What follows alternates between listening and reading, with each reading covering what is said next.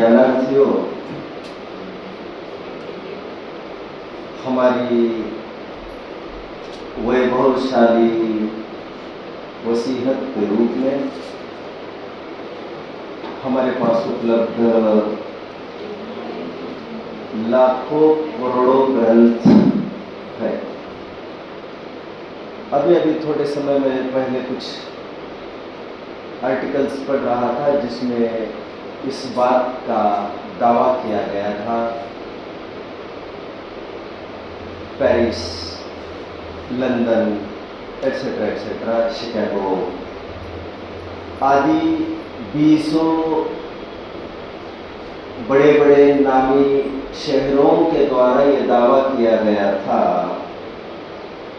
हमारे पास हजारों ऐसे जैन ग्रंथ है आज विद्यमान जो कि भारत में उपलब्ध नहीं है। एक विकल्प आया एक मुनि को दिल्ली में स्थित, उनको किसी ग्रंथ की आवश्यकता महसूस हुई तो उन्होंने सब जगह मेल कर दिया देश विदेश में कि ये ग्रंथ की प्राप्ति हो सकती है हमें। आपको सुनकर आश्चर्य होगा, पेरिस से सेकंड डे मेल आया कि ये ग्रंथ हमारे पास उपलब्ध है। केवल उसकी प्रिंट फोटोकॉपी कराने के उन्होंने यहाँ के वर्ग में लगभग 5 लाख रुपए मांगे। बात पैसे की नहीं है। हमारे पास इतना विपुल साहित्य है कि 100 वर्ष की आयु मिलने वाले को यदि 8 वर्ष के बाद वो पढ़ना चालू करे और केवल खाए पिए मजबूरी में और केवल पढ़ता रहे दिन के 20 घंटे, स्वस्थायु बनी रहे, पारिवारिक अनुकूलताएं बनी रहे और 100 वर्ष तक भी वो पढ़ता रहे, सहस्त्रांश को भी वह छू न सकेगा। इतना विपुल साहित्य आज हमारे पास है। खैर, क्या क्या पढ़ेंगे और किसी को तो फुर्सत भी नहीं है पढ़ने की, किसी को उनको वैभव का कुछ टेस्ट भी अभी पता नहीं है। बट अभी मैं आपको इतना भर कह दूं कि जिन्हें बहुत पढ़ने की ना फुर्सत भी है ना कोई बात है, पर सुखी होने की इच्छा जरूर, क्योंकि ये तो चाहिए, ये तो एक अनिवार्य शर्त है। आपको सुखी होने की एक आग अंदर से भड़कना चाहिए जो आपको प्रतिपल बेचैन कर। कल रात्रि की भाषा में मैं जिसे संवेग कह रहा था वह कह रहा था यह हमारा अनिवार्य धर्म है। एनीवे, लेकिन फिर भी जिनको आत्मकल्याण करने का थोड़ा भी कुछ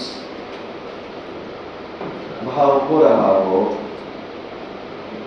अथवा आगे कभी होगा, उनको मायूस होने की बहुत जरूरत नहीं है। मैं क्या करूँ, किस को सुनो, ऐसा यदि लग रहा हो तो मैं आपको कह सकता हूँ कि इस भूतल की सर्वोत्तम निधि कोई मेरे ज्ञान में आई हो तो वो बेशक मोक्ष मार्ग प्रकाशक ग्रंथ है। This alone can serve all your purposes. यदि आपको यही एक ग्रंथ पढ़ने का आपने अच्छे से बीड़ा उठा लिया, मैं समझता हूँ आपको जिनागम के किसी भी अन्य ग्रंथ को पढ़ने की बिल्कुल भी जरूरत नहीं है। और सामान्य से विशेष भगवान फिर पढ़ते रहो जितना पढ़ना है। This alone will serve the purpose, जैसे मैंने अभी कहा था, ये मेरी निगाह में कुछ खास ग्रंथ है और सब प्रकार से बहुत प्रेरक ग्रंथ है। इसमें वह बातें हैं, अभी घंटों लग जाएंगे, जो मेरा विषय नहीं है। इसमें वे विषय है जो समय सार कांट वर्क, प्रवचन सार कांट वर्क, मतलब इनकी शैली करंट सिनेरियो के लिए बहुत मापक है। उन्होंने कहीं भी ये नहीं लिखा है पूरे ग्रंथ कि मैं राग आदि से भिन्न हो, मैं ध्रुव तत्व हो, ऐसे कोई शब्द का की झलक इनके ग्रंथों में आपको बिल्कुल नहीं मिलेगी। राग आदि है, हटाने लायक है, मेरी कमजोरी है, मेरी बीमारी है, इस टोन से वे आगे बढ़ रहे हैं। शायद उनको उपयुक्त मालूम पड़ा होगा कि इतने सूक्ष्म पहले टूल की अभी जरूरत नहीं है, वरन इसका काउंटर इफेक्ट थोड़ा सा हार्मफुल ही हो सकता है। इसलिए इनकी जो शैली है, ये शैली भी मुझे खूब रास आती है। इनके वर्डिंग्स, इनके बोल भी बड़े इम्पैक्टफुल है और बहुत फोर्सफुली हिला देते हैं, झकझोर देते हैं अंदर से। इनकी खासियत के रूप में यदि मुझे कुछ कहना हो तो काफ़ी कुछ बातें हैं इनमें जो किन्हीं मूल ग्रंथों में दृष्टिगोचर नहीं। साहसी होना बहुत जरूरी है ज्ञानी होने के साथ। तो लीक से हटकर प्रस्तावना में भी एक बात लिखी तो है, आपने पढ़ी होगी, बहुत कम लोग होते हैं जो लीक से हटने का भी सोचते हैं, और उसमें से भी बहुत कम लोग होते हैं जो सफल भी हो पाते हैं और भटकते भी नहीं। जैसे पंच परमेष्टि की परिभाषा है, अनेक ग्रंथों में हम तुमने पढ़ी है, बट इन परिभाषा में कुछ खास है। पंच परमेष्टि की परिभाषा जैसे सात तत्व संबंधी भूल जैसा प्रकरण कहीं भी दृष्टिगोचर नहीं है। समग्र जैन शासन में ऐसी कोई चीज ही नहीं थी। जैसे चारों अनुयोगों का समन्वय, ऐसी भी कोई चीज दृष्टिगोचर नहीं थी। निश्चय व्यवहार का समन्वय, ऐसी भी कोई चीज दृष्टिगोचर नहीं थी। आदि आदि आदि आदि आदि। इन्हीं के एक शानदार पेशकश के रूप में एक बहुत बड़ा उपादेय है हमारे सामने, और वो है चार प्रकार की मिथ्या दृष्टियों का वर्णन, जो अन्यत्र कहीं भी जिनवानी में उपलब्ध नहीं। अभी जो लोग कुछ आग्रही होते हैं कि मूल ग्रंथ में दिखाओ, मूल ग्रंथ में दिखाओ, ये थोड़े से भावुक और उतावले भी है और डरपोक ज्यादा है। मूर्ख नहीं कहना चाहता अभी, क्योंकि किसी को कचोट सकती है ये बात अंदर से। लेकिन जरूर मैं ये कहूँगा जो ऑलवेज आग्रही होते हैं मूल ग्रंथ में सोच विचार को थोड़ा अपना गिरवी रखने के हैं, मानस में रहते हैं, थोड़ा भी कुछ ऊपर उठकर सोचने का जज्बा नहीं रखते। तो ये कुछ बेहतरीन प्रकरण है इनके अपने, जो मूल ग्रंथों में कहीं भी दृष्टिगोचर ऐसा नहीं होते। छटाई तो सब जगह मिलेगी आपको, अनेक फॉर्म्स में, कोई अलग विषय।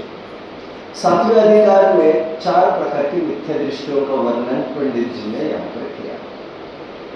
जो पहले दिन भी आए हो आज, मुझे उनसे कोई आपत्ति नहीं है, होने का सवाल भी नहीं, उनका स्वागत ही है। कठिन से कठिन विषय भी समझ में तो आएगा, लेकिन बस जैसे मैंने कल रात में मांग की थी, थोड़ा लगन से बैठना है। आपको एक सीवियर अर्ज होना चाहिए अंदर में, जिसे मैं थोड़ी देर पहले धधकती आग कह रहा था। एक स्ट्रॉन्ग डिजायर आप में होना चाहिए कि विषय को मुझे समझना है। मैं समय खराब करने के लिए यहाँ नहीं आया हूँ। दुनिया की किसी भी खाला पूर्ति के लिए कम से कम मैं तो पैदा नहीं हुआ हूँ। ऐसा आपके जब तक जहन में नहीं घुसेगा, तब तक आप कुछ एक्स्ट्राऑर्डिनरी स्टांस नहीं ले सकेंगे। आप जीवन में कुछ एक्स्ट्राऑर्डिनरी करना चाहते हैं तो आपको ये फिगर आउट करके आना चाहिए कि मैं कुछ खास हूँ और मैं मेरे लिए कुछ खास हूँ। ऑफ कोर्स मेरे लिए ही की बात है और उनके लिए आप क्या हो और आपके लिए क्या है कि अभी कोई बात नहीं है। तो मैं अभी ये कह रहा था कि खासियत टोडरमल जी की चार प्रकार की मिथ्या दृष्टियों के वर्णन की है। इन्होंने ही कैटेगराइज कराया है ऐसा। बीच में थोड़ा सा पॉज लेकर मैं समझना चाहूँगा कितने जन मुझे फॉलो कर रहे हैं। थोड़ा सा हाथ ऊपर करके कंफर्मेशन देंगे, ठीक है। आप फॉलो कर रहे हैं मुझे? हाँ, कर, शाबाश, बड़ी, बहुत अच्छी।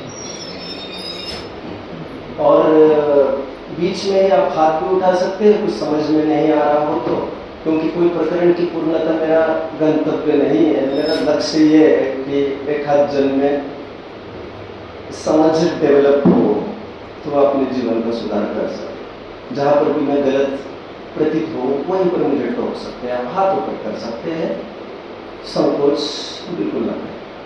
कहीं कठिनाई ग्रसित होती हो तो हाथ ऊपर करें।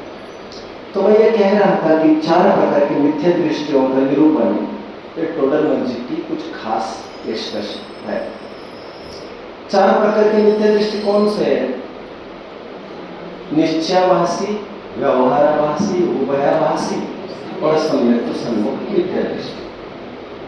मुझे जो अभीष्ट है, जो मुझे सौंपा गया विषय है, वो उभयाभासी प्रकरण है।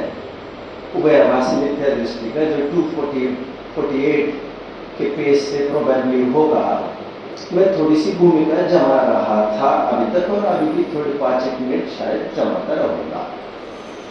4 प्रकार के मिथ्या दृष्टि का है। Please will you repeat my dear? आप रिपीट करेंगे मुझे 4 प्रकार की मिथ्या दृष्टि? आप रिपीट करेंगे? आप रिपीट करेंगे? आप जो मैंने कहा है वो रिपीट करेंगे? मैंने अभी 4 प्रकार के मिथ्या दृष्टि कहे। कौन कौन से कहे? आपका ध्यान नहीं है? आपका ध्यान नहीं है मेरी तरफ? पापा ने लाया है इसलिए मुझे आना पड़ता है। इस बंधनों को भी खत्म कर दो। आऊंगा जिस दिन आऊंगा मर्जी से आऊंगा, फिर मुझे कोई नहीं रोक पाएगा। यद्यपि आपके पिताजी आपको बहुत सुंदर और मनोहर स्थान पर लेके आए हैं। इससे बढ़िया स्थान विश्व में कहीं नहीं है, समूह शरण है। क्योंकि यहीं पर रहस्यमय गुत्थियां खुलती। कभी विद्वानों को सुनकर, कभी परिसर को देखकर बहुत सारा अतिशय यहाँ पर विद्यमान होता है, बट फिर भी B scientific and be logical. आप ये समझ लीजिए कि ये मैं आपके लिए बोल रहा हूं। ओके, मैं आपको टोकता रहूंगा बीच बीच। 4 प्रकार की मिथ्या दृष्टि बताए। कितने? ये टोडरमल जी ने ही बताया और किसी ने कहीं कुछ बोला नहीं इस पर। एक निश्चयाभासी, एक व्यवहाराभासी, उभयाभासी और एक सम्यक सन्मुख, ऐसे 4 प्रकार की मिथ्या दृष्टि बताए। ये क्या है? मैं जल्दी उस तरफ बढ़ूंगा। तो हालांकि निश्चयाभासी और व्यवहाराभासी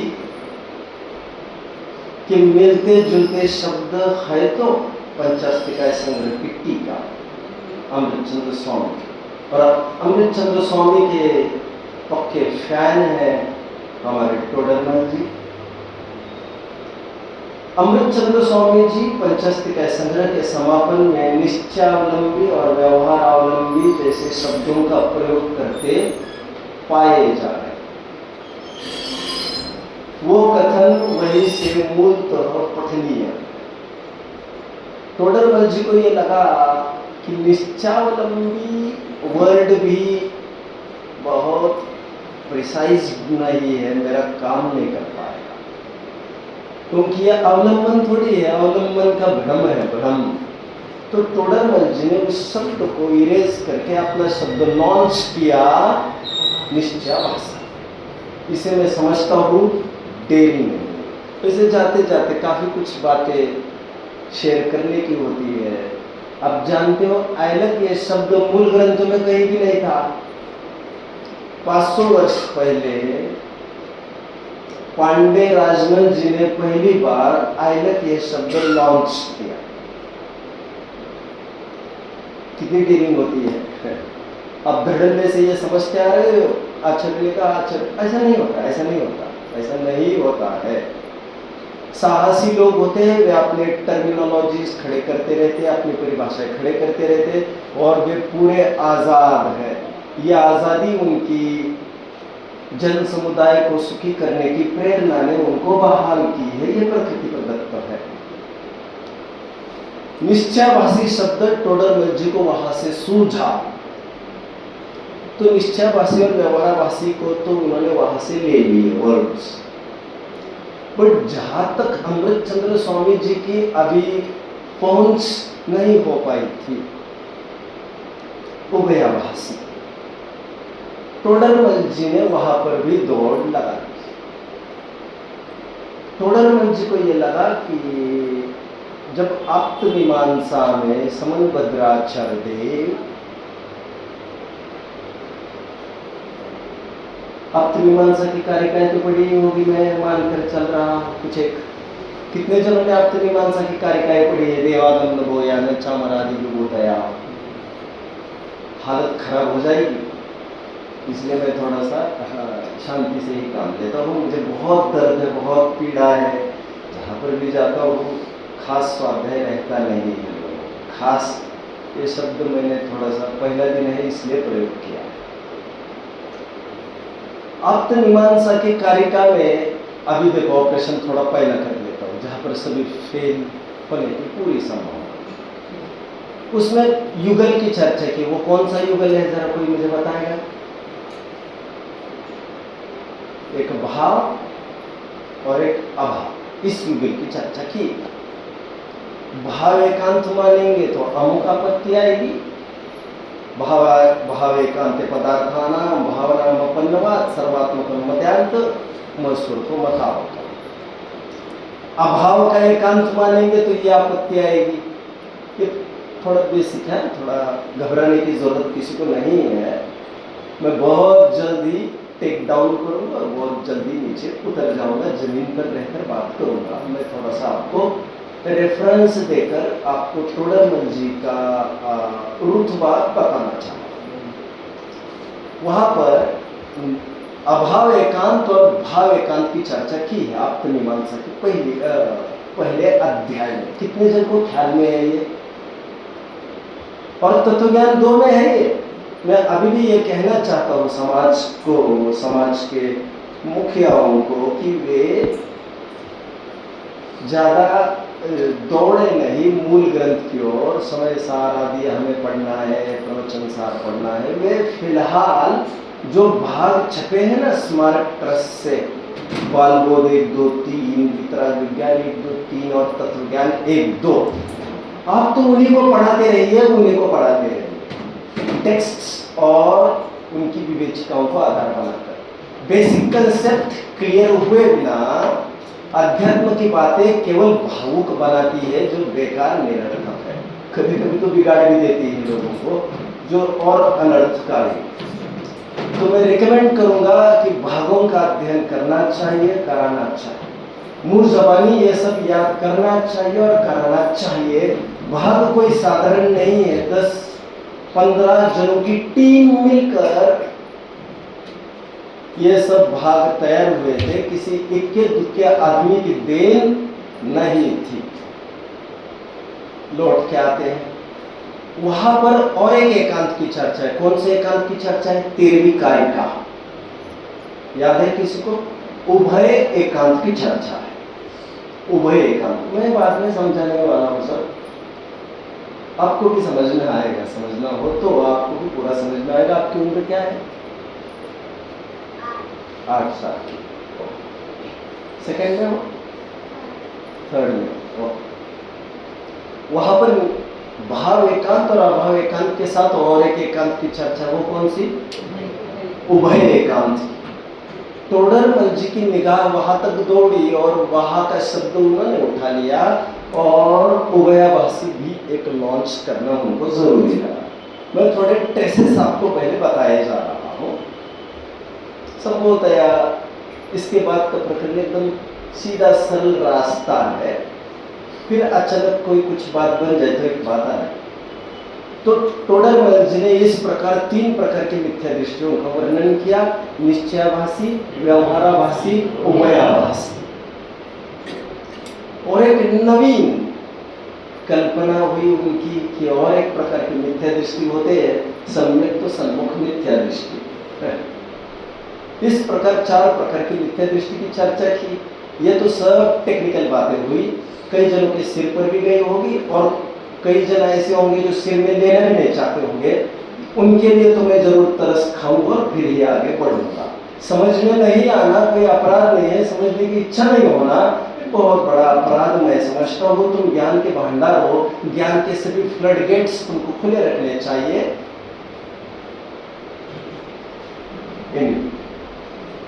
अभी आपको समझने की बात मैं बताऊंगा।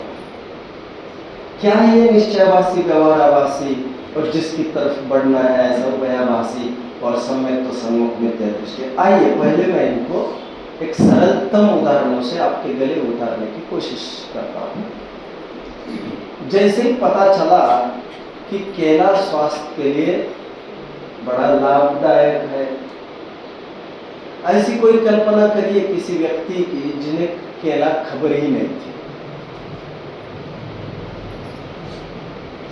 बहुत सारी चीजें यहां से निर्यात होती है विदेशों में एक टाइम रहा होगा तो कुछ भी नहीं होता होगा ये। जैसे शुभम चक्रवर्ती को लगा था कि कौन सा है भैया ये फल जरा दिखाओ, तो मैं उस जमाने की थोड़ी सी बात कर रहा। डॉक्टर ने कहा कि a banana a day keeps doctor away. बहुत कैल्शियम विटामिन और स्टेमिना यदि चाहिए तो आपको केले तो रोज खाना चाहिए। 2 केले रोज खाने वालों को स्टेमिना भरपूर मिलता है। बोरिस बेकर एक टेनिस प्लेयर रहा है, आप सब जानते होंगे। जैसे ब्रेक मिलता था टेनिस के बीच में, जिस समय सब कोल्ड ड्रिंक्स पीते थे, सॉफ्ट ड्रिंक्स पीते थे, और ये आदमी अपने केले निकालता था, वही पील करके केले खा लेता था। मयंक शर्मा और वो कहता था दिस बूस्ट्स माय एनर्जी। तो दुनिया ने सूद ली और कहा भैया केले खाओ, केले खाओ। डॉक्टर ने सलाह दी कि केले खाना चाहिए, तुम्हारे स्वास्थ्य के लिए बहुत जरूरी है। सैंपल हम यहीं पर आपको चखा देते हैं। तो डॉक्टर ने बेल बजाई और आदमी उस ट्रे में सैंपल के रूप में केला ले आया। ऑफ कोर्स केले का पल्प लेके आया। मैं यहां पर कहना नहीं था मुझे, लेकिन कह गया। केला लाया और उसको चखाया। चखाने के बाद वहीं पर बिठाकर उसकी रीडिंग्स ले ली, तो उसकी एनर्जी का लेवल काफी बढ़ गया था। उसको यकीन हो गया, बेटा ग्रंथ को एक तरफ करो, आपका हाथ आ रहा है ना उस पर, हाँ बैठो शांति से करो। हाँ। तो ये केले का टेस्ट उसको पता चला, और टेस्ट दोनों प्रकार से पता चला, जिह्वा का भी और अंदर का रीडिंग का भी पता चला। तो उसके दिमाग में ये बात बन गई कि केला तो मुझे खाना बहुत जरूरी है। केला उसने ढंग से देख लिया। केला देख लिया मतलब पार्डन, फिर से भूल ना जाए। नहीं, केला देखा मतलब क्या देखा? पल्प देखा। पल्प समझते हो, गामा अंदर का दल। अभी उसने ये सोचा मैं तो कितना ही रुपए खर्च कर सकता हूँ मेरे इलाज पर, इन्हीं बीमारियों के लिए तो जोड़ रखा है मैंने। आए दिन संकट आते रहते, पैसा तो बहुत जरूरी है। यही सोच सोच कर तो माले खरीदी कब पैसा काम आएगा, और लो पैसा काम में आ ही जाएगा, तुम ऐसी बहाना बहा रहे हो। तो उसने सोचा मैं इतना करोड़ों खर्च कर सकता हूँ, इस पर क्यों नहीं करूँगा। डॉक्टर ने कहा कहीं भी मार्केट में अवेलेबल होता ही है, कहीं भी परचेस कर सकते हो। उसने कहा ठीक है, थोड़ा सैंपल मिल सकता है। उसने कहा क्यों नहीं मिल सकता। तो थोड़ा सैंपल भी ले लिया उसने, और इसी सैंपल को लेकर पूरा मार्केट घूम लिया। उसको क्या मिलने वाला है? ये सैंपल देखता और दुनिया के सभी ठेले देखता। अनफॉर्चुनेटली उसको केला कहीं भी नहीं। भूखा मरेगा। भूखा मरेगा मतलब बिना दवा के ही मर जाएगा, यही शरण है इसकी। सेकंड, ये है निश्चयाभासी जी, जो जानते तो है कि यह पल्प कार्य करे, बट ये भोले लोग ये नहीं समझते कि मार्केट में ये अवेलेबल कैसे होता है। मार्केट में अवेलेबिलिटी का फॉर्म नहीं समझते और कंज्यूमेबल फॉर्म नहीं समझते। और क्या, वो बाहर का जानना भी नहीं था, उसको दिखाया भी नहीं गया था। सामने वाले ने ये समझा कि इतना तो समझ जाएगा, म्लेच्छ जैसा होना उनको आया नहीं सामने वाले को। तो सामने वाला इस कदर का था कि उसी मटेरियल को लेकर ढूंढ रहा, और उसको मटेरियल मिला नहीं, क्योंकि प्रैक्टिकली किस फॉर्म में वो अवेलेबल होता है वो उसको पता नहीं। प्रैक्टिकली मतलब व्यवहार रूप से वो किस प्रकार दृष्टिगोचर होता है वो उसे पता नहीं है अभी। और इस न्याय से उसको केला कहीं नहीं मिला और ठोके जा रहा है ये कहकर कि कहीं नहीं है, कहीं नहीं है, कहीं सब उलट पुलट कर लिया भैया, सब देख लिया, सब देख लिया, कहीं नहीं मिल रहा, कुछ नहीं। ये तो निश्चयवासी कैटेगरी के हैं जो मूल वस्तु पर ध्यान रखने का भ्रम तो पालते हैं, बट उनको यही पता नहीं जब भी वस्तु उपलब्ध होगी तो उसके आगे पीछे साथ साथ कुछ न कुछ तो होता है, यही उनको पता नहीं है। राइट। और ठेले पर छिले हुए तो कोई रखता भी नहीं है, और ये वही देखने को गया था और कुछ मिला नहीं, मिलना भी संभव नहीं था।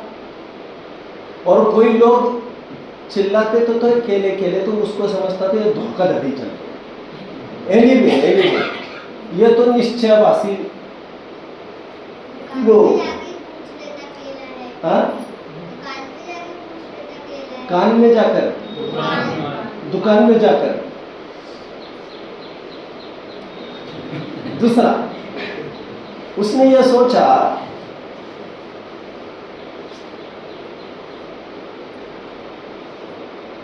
कि केले कैसे होते हैं भैया, दूसरे प्रकार का मरीज लेना है, दूसरे प्रकार का, ये मरीज नहीं रिपीट करना है। वो डॉक्टर के पास गए, डॉक्टर ने उसको वही सलाह दी, और डिश में वहां पर कई प्रकार के फल रखे थे। तो उसे कहा कि ये कई फलों में तुम्हें अभी फिलहाल लाभदायक ये चीज, ये केला तुम्हें खाना। ओके, और ध्यान रहे जब भी तुम खरीदोगे, माइंड वेल कि the peel should be spotted out with some spots. केले होते, केले उस पर डॉट डॉट्स होते, कभी कभी देखा है, चित्री केले कहते उसे, चित्री केले। जो मीठे होते हैं ऊपर से परीक्षण हो जाता है। आजकल तो सब केमिकल का जमाना है, मैं ज्यादा उसमें कुछ नहीं कहूंगा, बट लगभग मान सकते थोड़े प्राकृतिक टाइप होते हैं।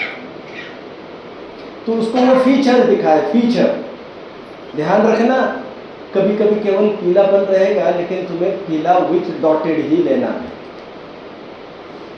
ओके, मेरे पास पैसे की कोई कमी नहीं है।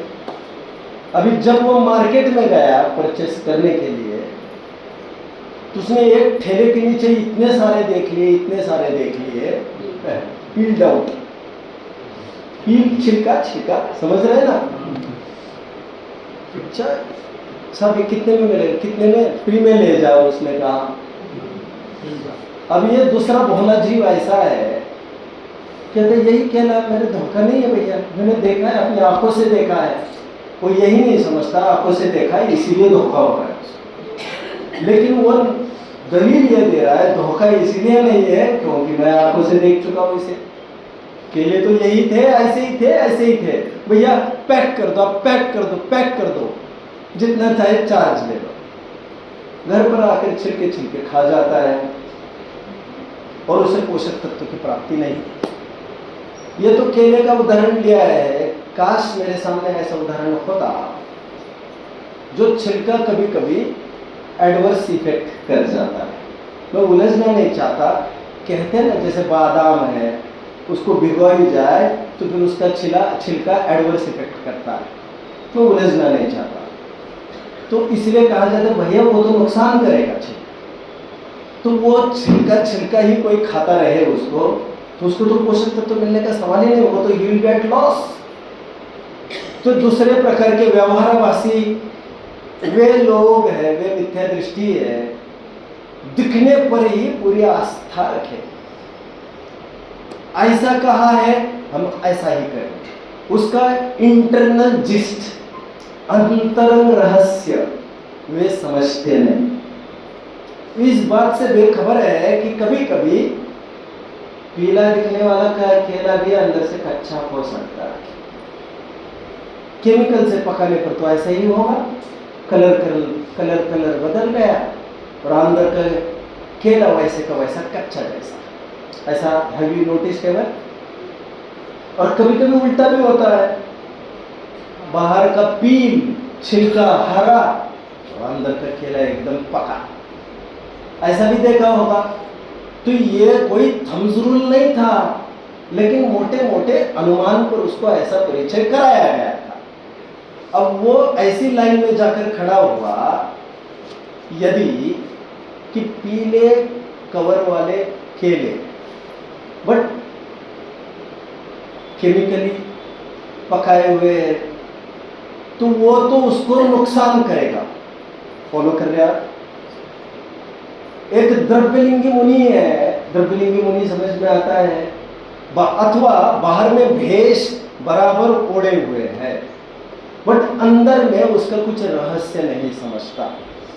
तो ये केमिकली राइपन्ड फ्रूट्स जैसे है, जो बाहर से तो क्लियर कट दिखते हैं, लोगों के लिए आकर्षण का विषय बने हैं, बट अंदर में ना रस है ना कोई मिठास है। जो भी उसको चखेगा थू थू करके फेंक देगा।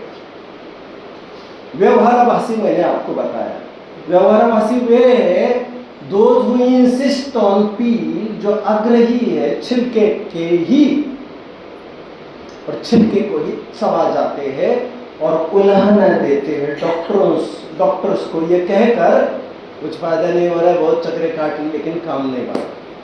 पहला वाला जीव है जो पल्प में आस्था रखता है, बट वो जानता नहीं है कि व्यावहारिक उपलब्धि कैसे होगी। वे निश्चयाभासी है। व्यवहाराभासी वे है जो व्यावहारिक व्यक्तता तो जानते हैं, प्रैक्टिकल अचीवमेंट कैसे होगा ये तो जानते हैं, बट वे यही जानते हैं कि जितना दिखता है, जैसा दिखता है वैसा ही सब कुछ होता है। हिडन ट्रुथ को वे नहीं समझते। इस प्रकार पहला तो मार्केट से कुछ ला ही नहीं पाएगा, और दूसरा मार्केट से केवल छिलके छालके लेके आएगा और फल को प्राप्त नहीं होगा। लेकिन तीसरे कैटेगरी के जीव, यह नया जीव आपको लेना है, उसने बीफ और बनाना स्कूल में पढ़ा है। जो कैलेंडर होता है, A for apple, B for ball, C for etcetera etcetera. तो बी फॉर बनाना यदि किसी ने देखा होगा कैलेंडर पर, तो कैलेंडर पर हाफ पील्ड बनाना होता है, जिससे यह दिखाना चाहते देखो भैया बाहर से तो ऐसा होता है लेकिन खाद्य वस्तु ऐसी। समझ रहे मेरी बात को? बट कुछ लोग ऐसे होते हैं जो कहते क्या बात कर रहा, केला तो यह समग्र केला है भैया, मुझे ऐसा डॉक्टर ने दिखाया है। तो वह रोजाना केले को खाते समय पूरा ही चबा जाता है, क्योंकि उसे जैसा दिखाया गया था, तो मैं तो ईमानदारी करूंगा भैया, जैसा है वैसी ही मैं बात करूंगा, वैसा ही काम करूंगा। तो वह पल्प के साथ साथ छिलका भी खा जाता है। उदाहरण आपको मेरा लेना है, जहां पर पल्प के जितने गुण उपलब्ध हो रहे थे, छिलके ने उनको मार दिया और विनाश की ओर ले गए। मैं अभी उदाहरण देने में बहुत समय व्यतीत नहीं करना चाहता, वैसे बादाम का भी अभी उदाहरण दे चुका। उभयाभासी, उभय का अर्थ होता है बोथ। उभय का अर्थ बोथ मतलब दोनों। जैसे अपन कहते हैं ना, आज इस मंच पर उभय पक्ष एकत्रित हुए। उभय पक्ष मतलब होंगे श्वेतंबर और दिगंबर। उभय मतलब दोनों की बात चल रही या सब की बात चल रही है।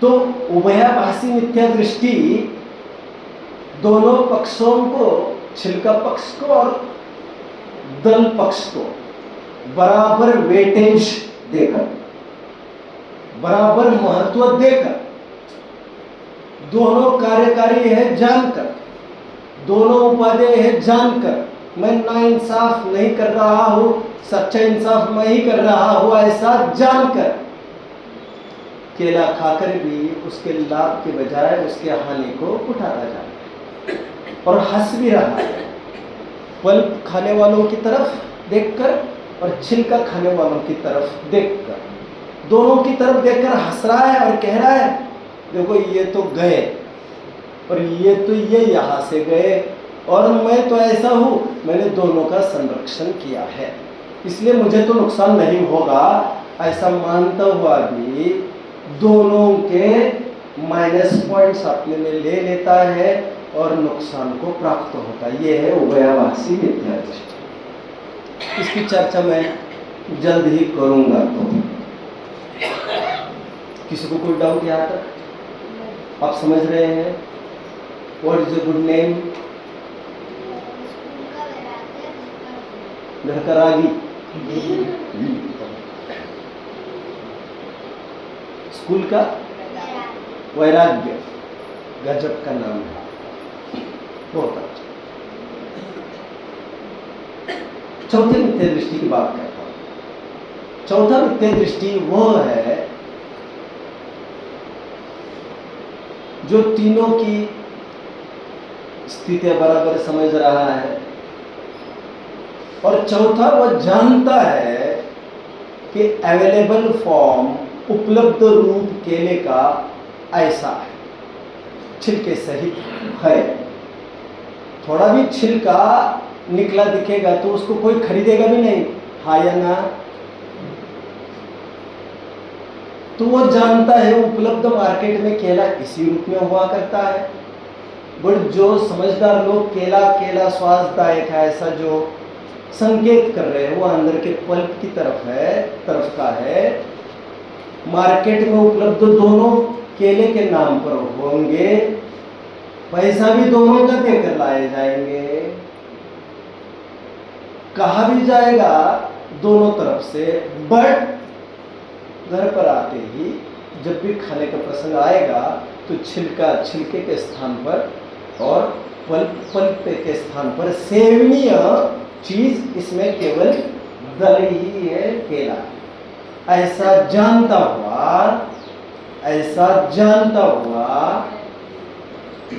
he is about to eat the pulp। कुछ ऐसी स्लाइड उसको आपके दिमाग में लानी है कि बस is about to eat the pulp after peeling the peel out। छिलका पूरा छील लिया हो और बस उसके मुंह में ही केला जाने को है। तो ये जो उसका अभी का मोमेंट है ये है सम्यक तो सन्मुख मिथ्या दृष्टि। अभी तो स्वाद तो इसने भी चखा नहीं है, बट देर सवेर की बात नहीं है, अभी अंतर मुहूर्त में वो सीधा स्वाद का अनुभव करने वाला और इसमें कोई अंतराय भी आने वाली नहीं। हालांकि मैं थोड़ी बात और बता दूं आपको। सम्यक तो सन्मुख मिथ्या दृष्टि टोडरमल जी का जो सब्जेक्ट है उसकी तरफ संकेत उन मिथ्या दृष्टियों का है जो अंतर मुहूर्त में अभी सम्यक दर्शन को प्राप्त होने वाले हैं। जैसे पहले वाले को कोई लेके नहीं आया वो केला, दूसरा वाला लाया तो पर छिलका लाया, तीसरा वाला केला लाया पर छिलका और केला दोनों खाया। लाना तो मजबूरी थी, दोनों को लाना तो मजबूरी थी, लेकिन घर पर आकर विवेक तो करना ही चाहिए था। हाँ बोलो। समझदार है, चौथा वाला समझदार है, इतनी समझ है कि क्या करने योग्य है, बट अभी स्वाद की वैसी समझ भी अभी उसको नहीं है। बट हम उसे बोली भाषा में समझदार कहेंगे क्योंकि भावी नैगम नए से जो भव्य जीव है उनको अभी सिद्ध कहना मंजूर किया गया है ग्रंथों में, भावी नैगम नए से। आप समझ रहे हैं? इसलिए यद्यपि ये अभी मिथ्या दृष्टि है, लेकिन चंद लम्हों के बाद ये स्वाद में रममान हुआ होगा। तो अभी 1-2 minute and this work is almost done. Drawing का पेपर अभी बचा है, बाकी सब पेपर खत्म हो गए, अब खेलते कूदते दिखाई दिए, जब लोग पूछते हैं तो आप यही तो कहते हैं एग्जाम तो हो गए हमारे, जबकि ड्राइंग भी तो रही है, but it does not mark so much. तो अभी खेला लेने को ही है, तो ऐसी वो मिथ्यात्व की ही दशा है अभी भी, बट जल्दी वे सम्यक्त्यु होने ही वाले हैं। ऐसे अंतर मुहूर्त का जो पैच है उसे कहते हैं सम्यक्त सन्मुख मिथ्या दृष्टि। ऐसा नहीं समझना चाहिए कि रोजाना स्वाध्याय में आ रहे सब समझ हो गई है तो हम भी सम्यक्त सन्मुख मिथ्या दृष्टि होंगे। तुम सम्यक्त तो सन्मुख मिथ्या दृष्टि होंगे, बट टोडरमल जी का जो विषय है वहाँ का वो इसकी तरफ संकेत नहीं करता है। कितने जन मुझे फॉलो कर रहे हैं? फॉलो कर रहे हैं सभी जन? गुड। 4 प्रकार की मिथ्या दृष्टि मैंने ऐसे बताए, इन चारों में समानता एक बात की है, कौन सी? खाया किसी ने नहीं। चर्चा तो अपने अपने तरीके से सभी जन करते जा रहे हैं, लेकिन इन 3 मिथ्या दृष्टियों में एक विलक्षण मिथ्या दृष्टि ऐसा चारों में एक विलक्षण ऐसा है जिसका किनारा अभी आ गया। चौथे गुणस्थानवर्ती को समय सार जैसे ग्रंथों में भी सिद्ध कहा नाम समझ रहे हैं, क्योंकि अभी कुछ रहा नहीं है, कहते संसार चुल्लू पर रह गया, तो उसको अनंत सांसारी न होने के टर्म्स पर उसे कभी सिद्ध बोलते हैं, कभी भरत जी को ही वैरागी कहने लगते हैं, जबकि वैरागी है क्या? 96,000 रखे हैं घर पर, तो वैराग्य थोड़ी है, बट आस्था रूप से श्रद्धा रूप से वो वैरागी हो गए हैं, और देर सवेर अभी ये सब हटने वाला है। अभी दिल्ली दूर नहीं है, तो उस टर्म्स पर अभी से क्लेम करना चालू करते हैं। हमारा द्रव्य निक्षेप भी ऐसा ही कहता है। आज महावीर जयंती है, द्रव्य निक्षेप से भूत नैगम ऐसे बोला। महावीर जब जन्मे थे, कौन सी तिथि को जन्मे थे भैया? आपको बर्थडे बताओ। चलिए चैत्र शुक्ल त्रयोदशी के दिन यही तो कहा होगा मगध की जनता ने कि आज भगवान का जन्म हुआ। उसमें आपको लड़ने झगड़ने की जरूरत नहीं है, मूर्खता करने की बहुत जरूरत नहीं है। द्रव्य निक्षेप से सब कुछ बोलना जायज है। वो तो जो लोग हिंदू परंपरावत समझने लगते हैं भगवान मरते भी है, भगवान जन्मते भी है, उनको ये समझाया गया भैया भगवान जन्मते मरते नहीं है, 18 दोषों से रहित हो गए। 4 प्रकार की मिथ्या दृष्टि मैंने आपको बताए, बोलो चारों पर नाम। निश्चयावासी, व्यवहारावासी, उभयावासी और सम्यक सन्मुख मिथ्या। मैं उभयावासी पर आकर फोकस्ड हो जाता हूँ। अभी कुछ मतलब की बात करूंगा जो थोड़ी बुद्धि की मांग करता जरूर, क्योंकि आज तक कैसी पार्टी पर क्या क्या लिखा है किसने मुझे क्या पता। देखिए ये जो भूलें बताई जा रही है वो 2 प्रकार से भूलें होती है। एक वस्तु स्वरूप अपेक्षा और एक मोक्ष मार्ग अपेक्षा। क्या कहा? स्वाध्यायी वाले थोड़े से आकर्षित हो जाइए। 2 प्रकार से कथन होता है, एक वस्तु स्वरूप अपेक्षा और एक मोक्ष मार्ग अपेक्षा। मतलब बता ही रहा हूं मैं। जैसे अभी केले का उदाहरण दिया था ना हमने, वो वस्तु स्वरूप का अपेक्षा उदाहरण था, इसमें मोक्ष मार्ग का तो कुछ नहीं था।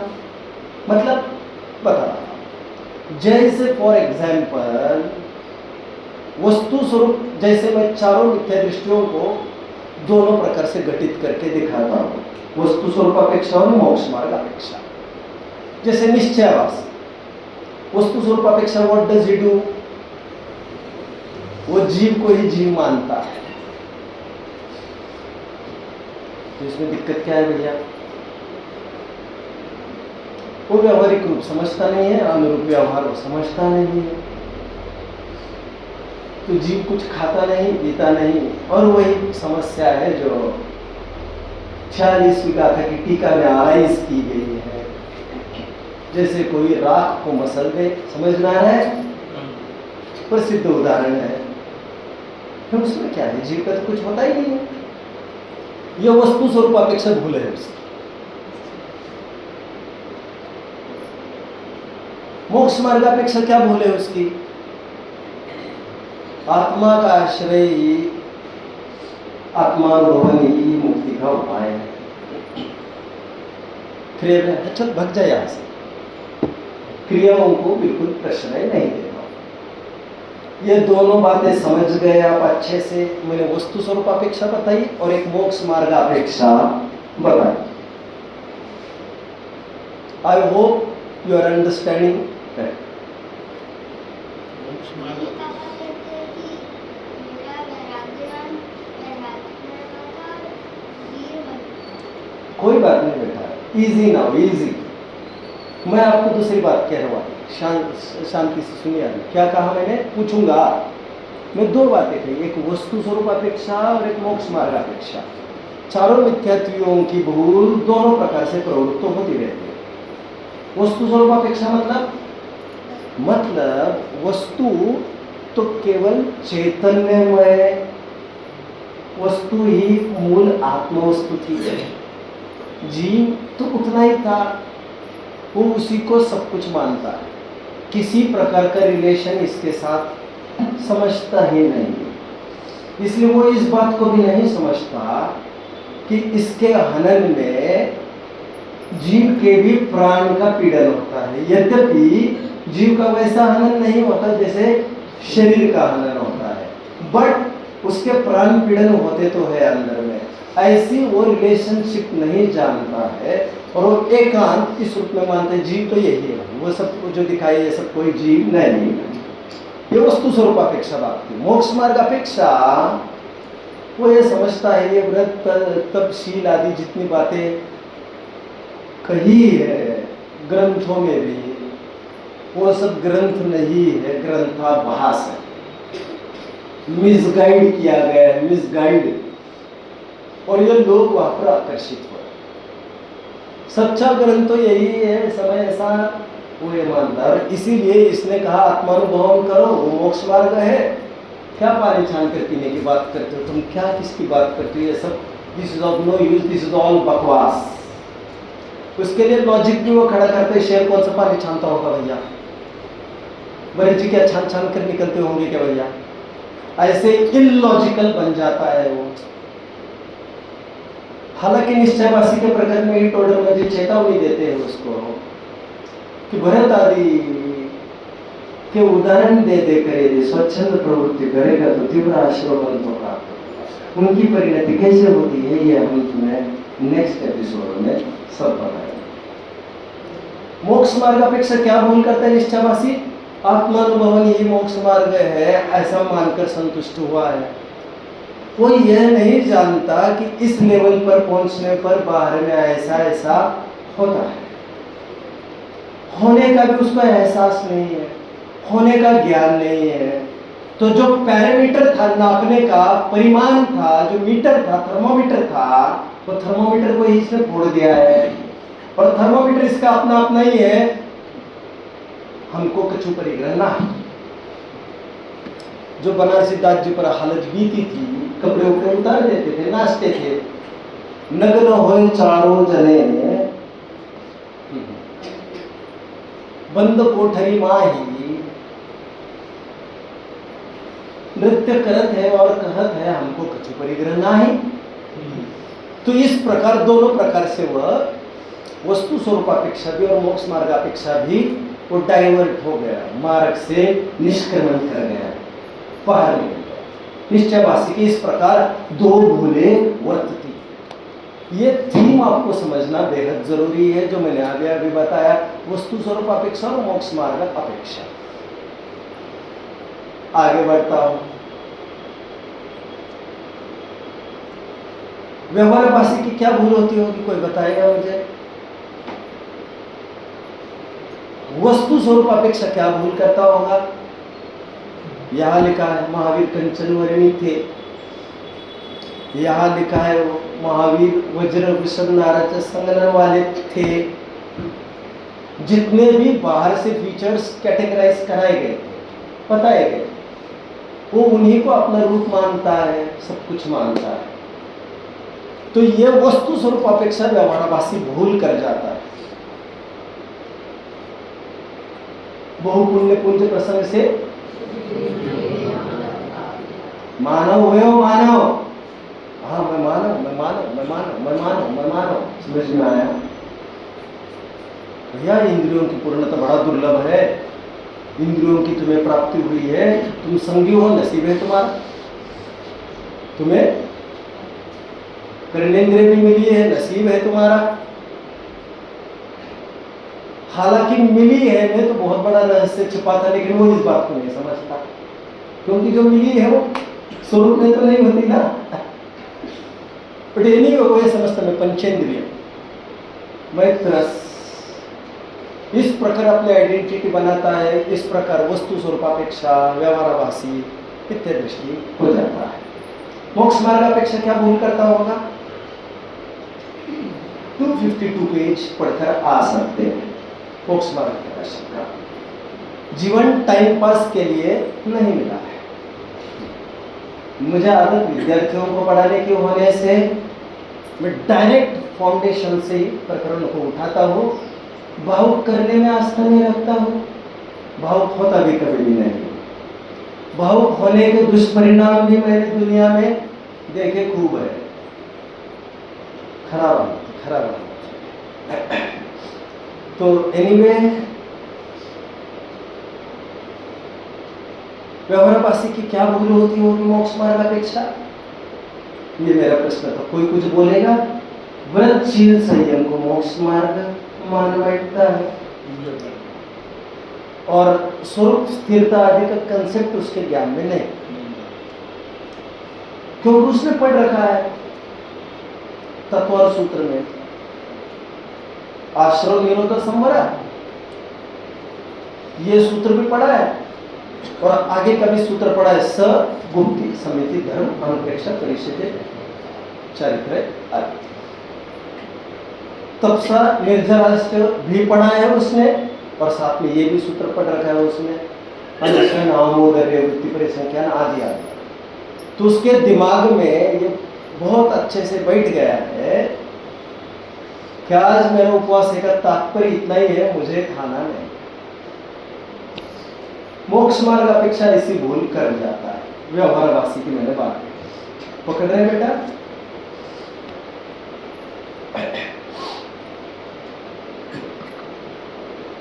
कोई किसी को डाउट?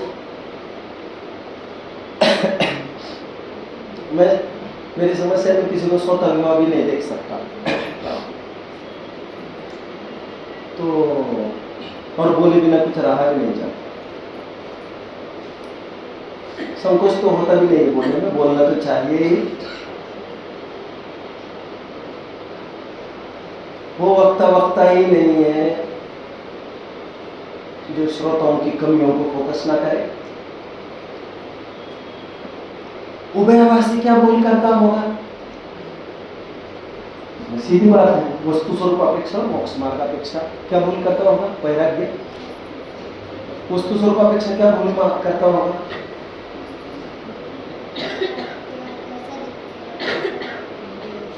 समान जाति द्रव्य परे रूप स्वयं को मानता। लॉजिक्स इसके कुछ ऐसे है कि जीव शरीर के बिना तो कभी रहता भी नहीं है। उसको ये दिमाग में नहीं आता शरीर जीव के बिना रह लेता है। ऐसे कोई जीव तो दिखाओ यार, जो कोई अशरीरी हो, दिखाओ तो मेरे सामने। वो बातें करने से क्या होता है? इंसिस्ट कर रहा और वैज्ञानिक होने का दावा भी कर रहा है। उभयवासी मानता है समान जाति द्रव्य परे रूप मैं, मेरी आइडेंटिटी। और खूब साहित्य पढ़ लिया है उसने, जिसमें भगवान की स्तुति के टाइम में विचारानंद चतुष्टय के द्वारा भी स्तुति चल रही है और 42 गुणों के द्वारा भी स्तुति चल रही है। तो ये भी है, ये मानकर अपना स्वरूप मानता है। बुढ़ापा आ गया है भैया, लेकिन मुझे तो मेरा आत्म कल्याण करना है। इसमें दो अलग अलग नए वर्क कर रही है, नई बात समझता हूँ। मोक्ष मार्ग अपेक्षा क्या भूल करता होगा? आत्मानुभवन भी चाहिए और प्रगतिशील संयम भी चाहिए भैया, चाहिए। दोनों चाहिए। ऐसे पक्ष में उसको पता ही नहीं है कि इस सकरी गली में दोनों जन एक साथ रह ही नहीं सकते हैं, और दोनों को संभालने के चक्कर में वो एक को भी ढंग से संभाल नहीं पाते। ये उभयाभासी की ये भूल चलती है। इस प्रकार ये तीनों की भूलें मैंने वस्तु स्वरूपापेक्षा बताई और मोक्ष मार्गापेक्षा बताई। किसी को कोई प्रश्न होगा तो पूछ सकते हैं। जिन्हें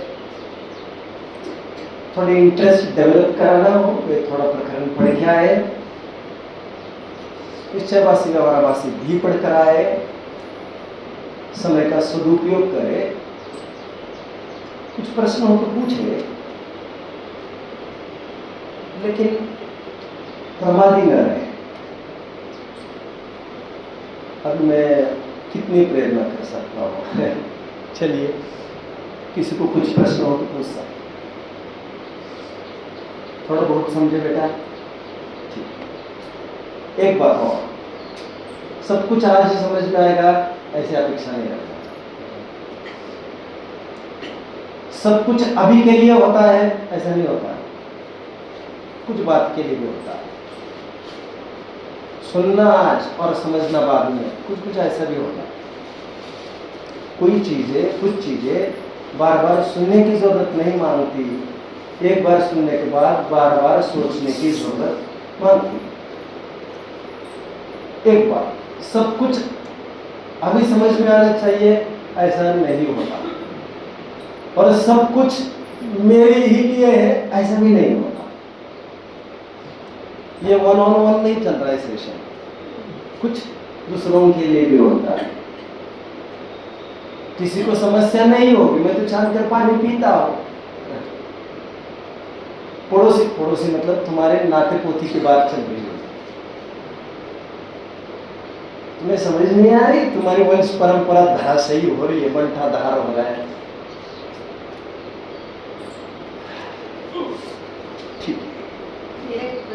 please I respect the questions. मुझे बड़ा आदर है, मुझे आदर है प्रश्नकर्ताओं के प्रति, और मैं ये मानता हूँ कि हमें सुनने नहीं समझने आना चाहिए।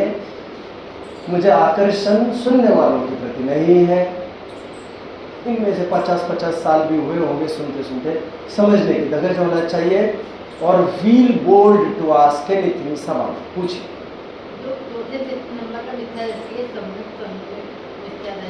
उसकी समझ तो सच्ची होगी तो मिथ्या रहती है, उसकी समझ तो होगी ना सच्ची, तो वो तो भेद कर रहा है ना, तो समझ तो आ रहा है ना कि हाँ ये सही है ये गलत है, मतलब ये है, तो उसको मिथ्या रहती करेगी नहीं डाल। अभी अनुभव भी हुआ है इस वजह से, केवल समझ सच्ची हुई है इसलिए देखो दो चीजें होती हैं आत्मकल्याण के रास्ते, दो चीजें होती हैं। एक होता है तत्व निर्णय जो देशनालिपि में हो जाता है, और ये निर्णय इस मजबूती का है कि यही निर्णय ऊपरी मूल स्थानों वालों को भी हुआ करता है, 5वें 6वें और ऊपर वालों के निर्णय में कोई तफावत नहीं है। बट फिर भी है अभी प्रतीति ही लैक्स, प्रतीति नहीं है उसके पास। और जो कर्मों का भेदन का 41 प्रकृतियों का भेदन वगैरह श्रद्धा समय कोई बिना कारगर नहीं होती। ज्ञान तो अपना रोल कर रहा है, बट व्हाट अबाउट श्रद्धा? इसलिए ग्रंथों ने भी उसे भद्र परिणामी कहा, भद्र ध्यान कहा। 4 ध्यान बताए हैं। प्रश्न शंकाकार ने पूछा कि सम्यक दृष्टि हो जाएगा तो हो जाएगा धर्म ध्यान, आम मिथ्या दृष्टि होते हैं वो तो आत्मरोग्र ध्यान होते हैं, बट इसे कौन सी कैटेगरी में डालें? जो बस नेक्स्ट अभी उसकी दूसरा कदम बस सम्यक तो में पड़ने वाला है, उसे कौन से? तो आचार्य ने उनको अर्थरोत्र ध्यानी नहीं कहा, आचार्य भी संकोच कर रहे हैं, धर्म ध्यानी बोल नहीं सकते, तो उसको भद्र ध्यानी कहा। कर्णानियों के ग्रंथों में गोमट सार कर्मकांड में इसे सातिशय नित्य दृष्टि कहा। नित्य दृष्टि, और वो भी अतिशय वाला। सुनो तो भैया, तुम सुनो तो हमारी बात। इसलिए कल रात में आप थे, कल रात में ओके, यू मिस्ड इट। मैंने कल रात में ही बनारस दास जी को कोट करते हुए कहा था कि ये विशुद्धि निर्जरा का कारण है, इसमें शुद्धता ही मान धोखा नहीं है। गर्भित शुद्धता ऐसे शब्द का प्रयोग किया था। माना तो शाबाश ऐसा भी कहा था, और नहीं माना छोड़ो यार, तुम्हारे कौन मुंह लगे, ऐसा भी कहकर उन्होंने निजात पा ली थी। ये कल रात में मैंने थोड़ा खोला था। बोलिए, शंका समाधान हुआ? और कुछ है? तो इस प्रकार उसे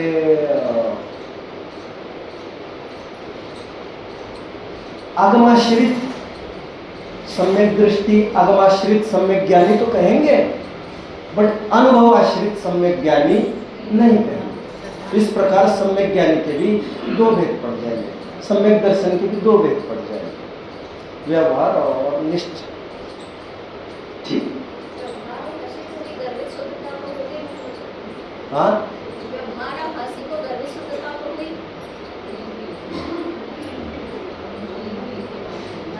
देखो बनारसी दास जी का वहां गर्भित शुद्धता का आशय थोड़ा अलग है। वो निगोदी के अक्षर के अनंत विभाग को भी केवल ज्ञान का अंकुर मान रहे, प्रकरण थोड़ा अलग है।